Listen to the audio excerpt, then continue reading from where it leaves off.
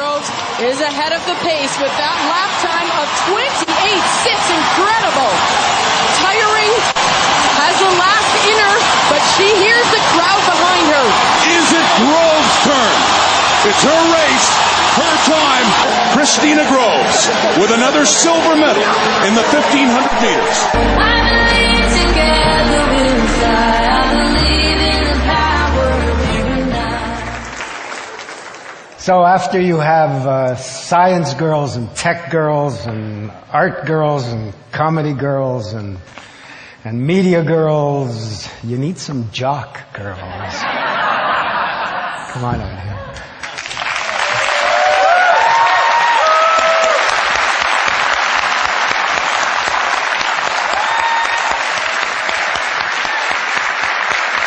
Thank you. Thank you very much. Thank you, Moses, kindly for including the one clip from the games that just breaks my heart. The blue line, that stupid blue line. I couldn't see that blue line that was, from here to there behind me for most of the race and just this much in front of me for the end. But that's the way life goes sometimes. I was extremely fortunate, although it was an earned fortunate, to race in 5 different events at the Olympic Games in Vancouver. And 5 is an unusually high number for an athlete to compete in that many events at the Olympics. But that's what I did. And I'm just going to give you a quick synopsis of what it was like to be at the Olympics and hopefully get into my big idea. But my first race at the Olympics was the 3,000 meters. And going into this race, it was a possibility that I could win a medal. I knew it was a possibility. I'd previously been the world champion. But it wasn't expected. And I was in the next to last pair. I had one of the best races of my life and was in 3rd place with 1 pair to go. And in the final pair, there was a German girl. And I've raced against this German girl for 12 years. And we're back and forth all the time. But recently, more often than not, she gets 3rd, I get 4th. So I'm sitting on the bench after the race next to my wonderful teammate Claire Hughes, and I'm watching her go around, and I'm sitting on the bench looking up at the clock, and she's coming down the last lap, and I'm sitting there going, Clara, she's going to do it again. She's going to get me by a 1/10 of a second in the last lap, and I'm going to come 4th. And she said, Kristina, you had the best race you could possibly have. You have to be proud. And we're just sitting there thinking, what is going to happen? The German girl crosses the line. The crowd goes wild. I win the bronze medal by 3/100ths of a second.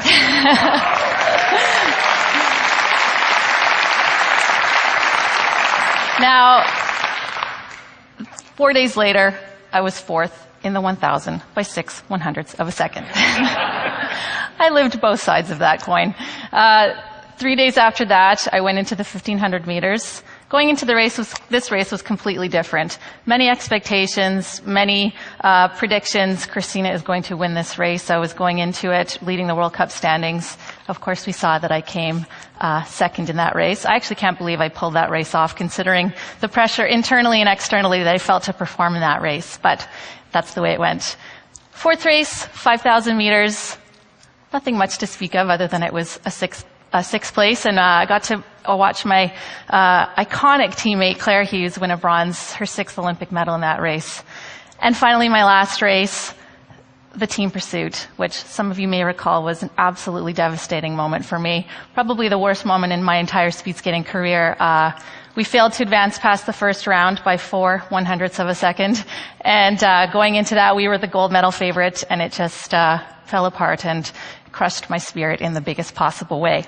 So as you can see, I experienced a wide variety of results at this Olympics, every possible, 2nd, 3rd, 4th, 5th, and 6th. And so it would have been nice if it was shifted up just one, or maybe if it was first, and first would have been even better, but that's not the way sport goes. And, one of the questions I got from the media the most going into the Olympics was, what do you think's going to happen? What do you think? How are you going to do? Who's the favorite? Who's going to win? And I got kind of sick of this question because one of the most wonderful and compelling things about sport is simply that we don't know what's going to happen. That's what draws us in. We're there to see the excitement, what is going to happen. And so I just would tell people, we don't know what's going to happen. And I said, it wouldn't be that exciting if we knew what was going to happen. We could just mail out the medals and keep everyone from the trouble of showing up. So that was my stock answer for that question. But of course, the most exciting and wonderful thing about sport is that we don't know what's going to happen, and we enjoy so much the human story behind sport. And isn't that the most compelling, wonderful thing about life? We don't know what is going to happen, and that is sometimes a wonderful thing, sometimes it's a terrible thing, but that's the way it goes. So I'm here to ask a quick question. Who has ever here, either involuntarily or voluntarily, come upon a point in their life where they have no idea what is next? Many people. Oh, I'm not alone. That's so great. So I'm here to talk to you a little bit today about the power and purpose of uncertainty. For my entire life, well, since I was 11 years old, for the past 22 years, I've lived in these 4-year compartments, 4-year cycles, where everything is completely structured. I used to think I lived this really alternative lifestyle, but in fact I just do it in an unusual occupation, a structured life. I just do, I think, literally what most people do figuratively every day. I go in circles for a living. But today, this is the first time in my life that I've come to a point where I actually don't know what's next. I've been to 3 Olympic Games, I've won 4 Olympic medals, and I have absolutely no idea what I'm going to do. But one thing I've discovered in the last few months is that when we come upon moments of uncertainty in our lives, it creates an incredible opportunity because it forces us to think about and create the future that we want to have for ourselves. And I think that that is an amazing thing. The power. There's a very big power in the uncertainty of life. And often when I think about my races, I think of them as a blank page in front of me. And I have whatever it is within myself, my body, my mind, to write whatever I want on that page. And I'm at a point right now where I have a huge blank page in front of me. Does it include continuing to skate, continuing my education? I could do whatever it is that I want, and that's an incredibly powerful thing. There's also a purpose of uncertainty. And we don't always know what that is. When I was a little girl, I was 11 years old, and we were driving home from the cottage one afternoon, and we stopped at a Petro-Canada gas station to fill up on gas. And out of the corner of my eye, I saw a poster advertising the Olympic torch relay from the 1988 Winter Olympics in Calgary. I was instantly, completely inspired and wanted to be a part of this relay. Jumped out of the car, ran, filled out my ballot, and dropped it in the box. When you're 11 years old, this is basically a guarantee that you will be chosen. So I was completely convinced that I was going to be chosen to run in this Olympic torch relay. I think my mom also thought that I was, she thought this was a really cute dream that I had. So we were back at the cottage a few weeks later, and she said to me, Kristina, if you're going to be running in that Olympic torch relay, you better start training for it. Torch is going to be very heavy. You're going to have to run quite a long way.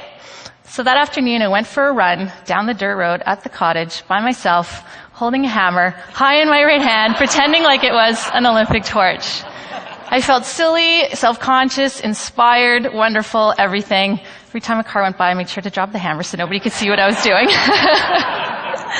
But nonetheless, my Olympic dream was sparked, and a few months later, I discovered the sport of speed skating. I had no idea what path my life would take from that point on. And the purpose in the uncertainty is simply that it gives you purpose. You find out what it is you want to do with your life. I've often been criticized for being a dreamer. I take it as a compliment. I think it's something that we forget all too often. I like to read quotes on a pretty regular basis. Don't undertake a project unless it is manifestly important and nearly impossible. And I think if I were to add something to that, I would put important to you, because not everything is important. What's important to me is not necessarily important to you. But when I was a young kid, I often was in a category with just one other girl. Speed skating wasn't the most popular sport back then. And so I did a lot of competitions in Ontario where it was me and one other girl. And I came second pretty much every time. So you could look at that as winning a silver medal or coming last.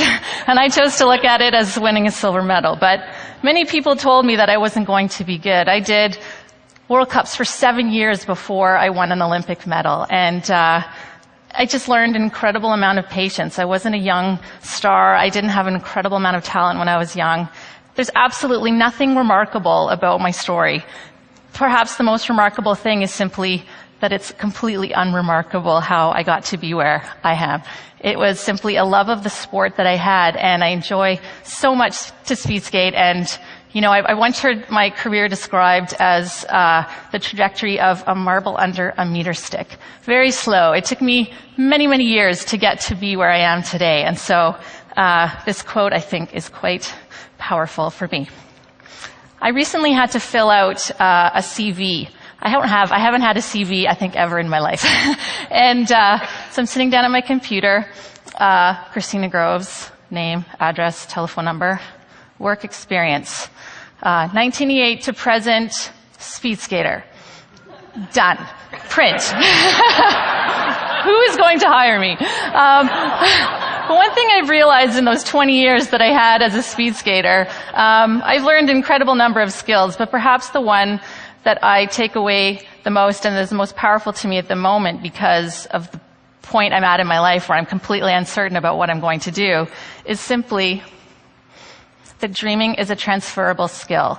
And we often think of dreaming as this intangible quality or in some fluffy, otherworldly idea that is untouchable. And I've learned, my dream was beside me for the last 22 years when I've been trying to figure out what it is or how it is I'm going to become an Olympic speed skater, an Olympic medalist. And that dream, I had to lean on it a lot because I didn't have the results when I was young. And I've come to a point in my life where I realize dreaming is a transferable skill. We can absolutely use this to get to a point in our lives where we feel just so joyous in what we're doing. So I'd like to leave you with this simple formula, my big idea. It's so obvious, it's so simple, but as one of our speakers told us recently, I think it was Lionel Tiger possibly, stating the obvious is something that we tend to do quite often.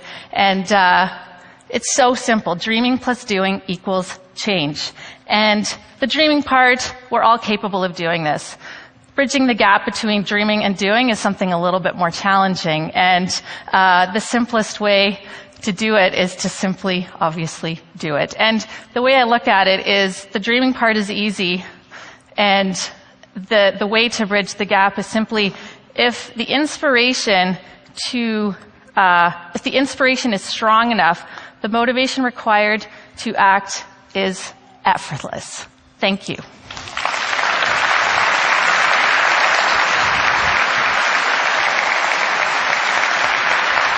Thank you, Kristina.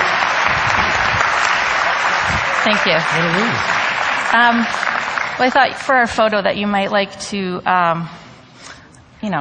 put something on. Oh. No, I insist. This is my favorite one anyway.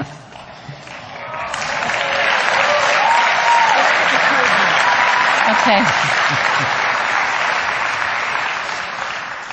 Oh. Now, that's got weight to it. Boy, I'm down there. You guys are beautiful. Oh, this is great. That's fun. Fantastic. Thank you. Thank you so much. You're very welcome.